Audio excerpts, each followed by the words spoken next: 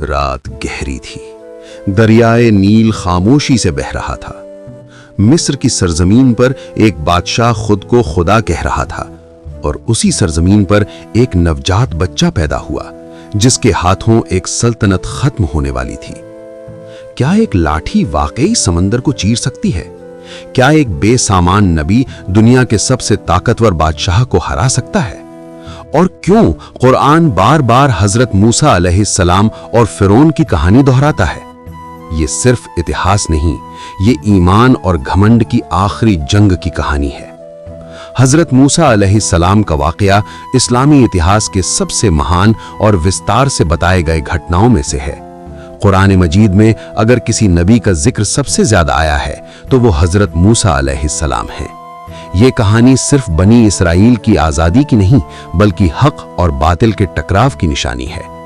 ایک طرف فرعون، طاقت، دولت اور گھمنڈ کا پہاڑ، دوسری طرف حضرت موسیٰ علیہ السلام، ایک نبی جن کے پاس صرف اللہ پر یقین تھا۔ یہ واقعہ ہمیں سکھاتا ہے کہ جب ظلم حد سے بڑھ جاتا ہے تو اللہ کی مدد ایسے انداز میں آتی ہے جس کا انسان سوچ بھی نہیں سکتا۔ مصر دنیا کی مہان تہذیبوں میں سے ایک تھا، مگر اس سمے یہ زمین ڈر میں ڈوبی ہوئی تھی۔ فرعون نے اعلان کر رکھا تھا، میں تمہارا سب سے بڑا رب ہوں۔ لوگ اس کے سامنے سجدہ کرتے تھے، کوئی اس کی مخالفت کی ہمت نہیں کرتا تھا۔ بنی اسرائیل کو غلام بنا دیا گیا تھا، ان سے سخت محنت کروائی جاتی، ان کے بیٹوں کو قتل کر دیا جاتا اور بیٹیوں کو زندہ چھوڑ دیا جاتا۔ یہ حکم کیوں دیا گیا؟ نجومیوں نے فرعون کو خبر دی تھی کہ بنی اسرائیل میں ایک لڑکا پیدا ہوگا جو اس کی سلطنت کے ختم ہونے کا کارن بنے گا۔ ڈر نے اسے ظالم بنا دیا اور ظلم نے اسے اندھا کر دیا۔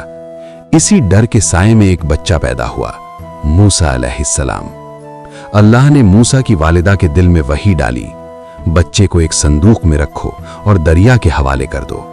یہ ایک ماں کے لیے ناممکن حکم تھا، مگر ایمان ڈر سے بڑا تھا۔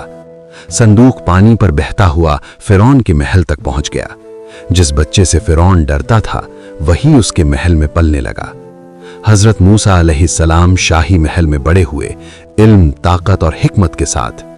ایک دن انہوں نے دیکھا کہ ایک مصری آدمی ایک بنی اسرائیلی غلام کو مار رہا ہے۔ ظلم روکنے کے لیے موسیٰ علیہ السلام نے دخل دیا، ایک وار لگا اور مصری مر گیا۔ یہ حادثہ تھا مگر انجام گمبھیر تھا۔ خبر فرعون تک پہنچنے والی تھی، اس لیے موسیٰ علیہ السلام کو مصر چھوڑنا پڑا۔ وہ اکیلے، ڈرے ہوئے اور بنا سامان کے مدین کی طرف روانہ ہوئے۔ مدین میں انہوں نے ایک کنویں پر 2 کمزور لڑکیوں کی مدد کی۔ وہیں ان کی ملاقات حضرت شعیب علیہ السلام سے ہوئی۔ موسیٰ علیہ السلام نے کئی سال مدین میں گزارے۔ یہ وقت تربیت کا تھا، تیاری کا تھا، کیونکہ اللہ اپنے نبی کو ایک مہان مشن کے لیے تیار کر رہا تھا۔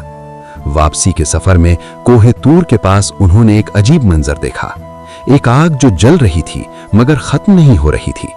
موسیٰ علیہ السلام قریب گئے اور پھر اتہاس کا وہ لمحہ آیا جس نے سب کچھ بدل دیا۔ آواز آئی، اے موسیٰ، بے شک میں تمہارا رب ہوں۔ زمین مقدس ہو گئی، دل کانپ اٹھا۔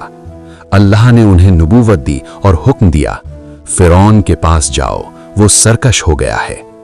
موسیٰ علیہ السلام نے دعا کی، اے میرے رب، میرا سینہ کھول دے اور میرے بھائی ہارون کو میرا مددگار بنا دے۔ اور یوں ایک نبی ظلم کے سب سے بڑے کیندر کی اور روانہ ہوا۔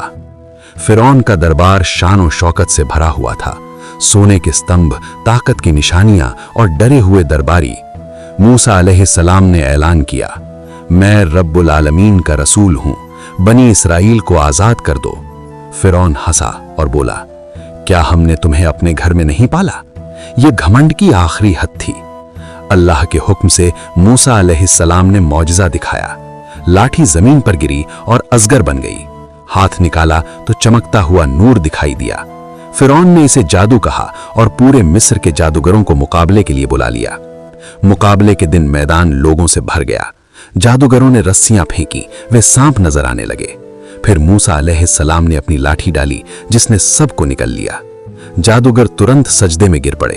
انہوں نے کہا، ہم موسیٰ اور ہارون کے رب پر ایمان لائے۔ یہی فرعون کی ہار کی شروعات تھی۔ سالوں تک نشانیاں آتی رہیں، قحط، ٹڈیاں، خون اور مینڈھک، مگر فرعون کا دل نہ بدلا۔ आखिरकार अल्लाह ने हुक्म दिया, बनी इसराइल को रातों रात मिस्र से निकाल लो। सुबह हुई तो फिरौन अपनी फौज के साथ पीछे था। आगे समंदर, पीछे मौत। लोग घबरा गए और बोले, हम पकड़े जाएंगे। मूसा अलैहिस्सलाम ने सुकून से कहा, हरगिज नहीं, मेरा रब मेरे साथ है। अल्लाह का हुक्म आया, अपनी लाठी समंदर पर मारो। लाठी लगी और समंदर फट गया। पानी दीवारों की तरह खड़ा हो गया।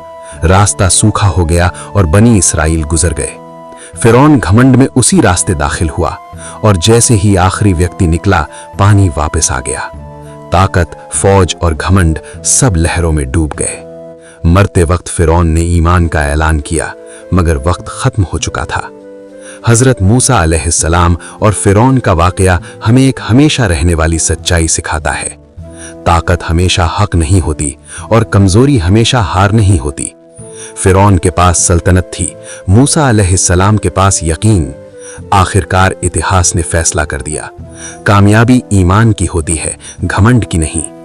आज भी जब इंसान ताकत, दौलत या इख्तियार पर घमंड करता है तो ये वाकया याद दिलाता है कि अल्लाह की पकड़ अचानक आती है, और जब कोई मजलूम अल्लाह पर भरोसा करता है तो समंदर भी रास्ता दे देता है।